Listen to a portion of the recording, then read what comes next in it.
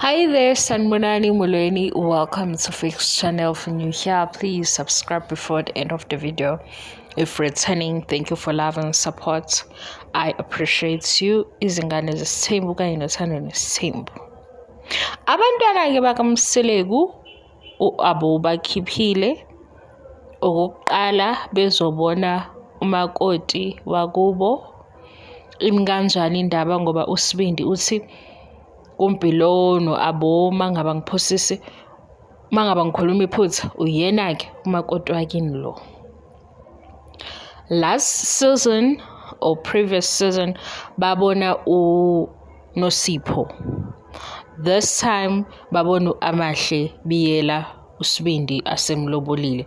Siyamuzwa uAbo athi ayibo kwenzeka kanjani ukuthi usulobola ngapha washiya ngapha.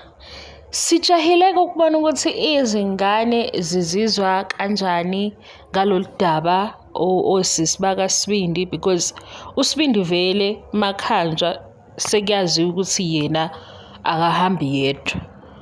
Manje ke uhamba nomakoti. Le yamakoti sifuna ukuzwa ukuthi bayizwa kanjani oSine noMpilo noAbo ngoba uLwandle ke useyamazi vele.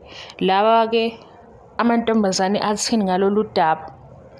Ukhona ke noTirelo. Ngoba sizokhuluma ngoTirelo noAmahle ndawonye lana ngizokwenza ivideo ehlukile. Lena nje ngifuna ukuthi nazi kulo Sunday bazobe beqala abo ukubona uSqueeze umakoti lona weinkomo.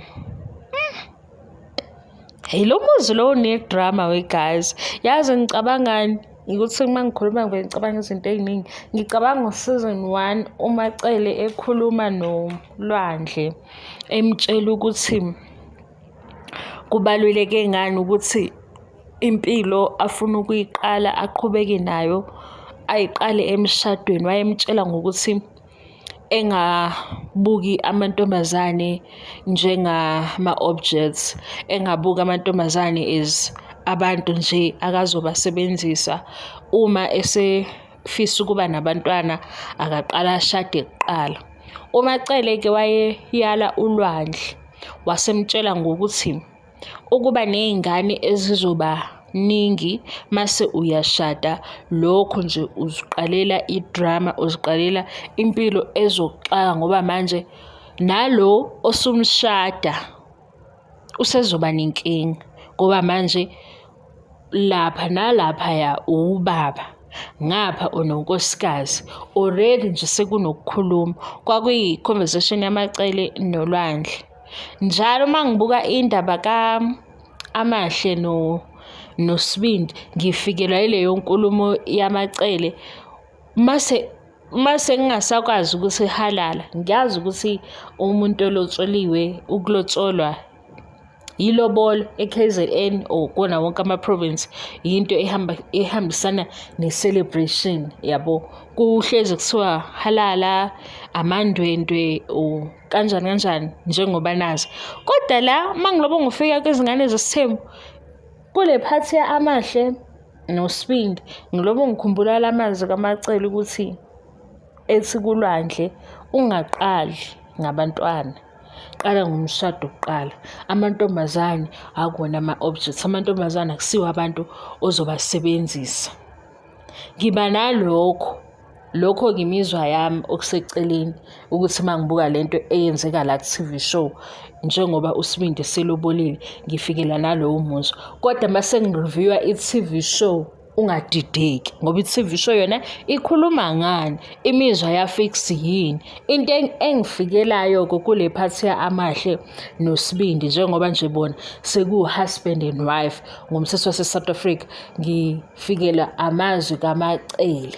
Kodwa mase ngikhuluma nge-TV show mhlawumbe uzodidwa ukuthi hawu uhlekani ngoba mhlawumbe sengake usuke wezwa ngisho ukuthi ngimdala kunalezi ngane ezila kuzingane zesimbu. Ngisuke sengikhuluma nge-TV show.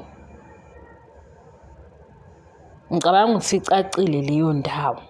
Uma ku-TV show kuzokwenzeka kube khona iphathi ethi ngithi ubani uyi-side chick, i-TV show leyo. Imizwa yami enye into ehlukile engaphandle. Silindele-ke abantwana bakaMsiriko besazohlangana nomakoti ukuthi bazothini. Amahle.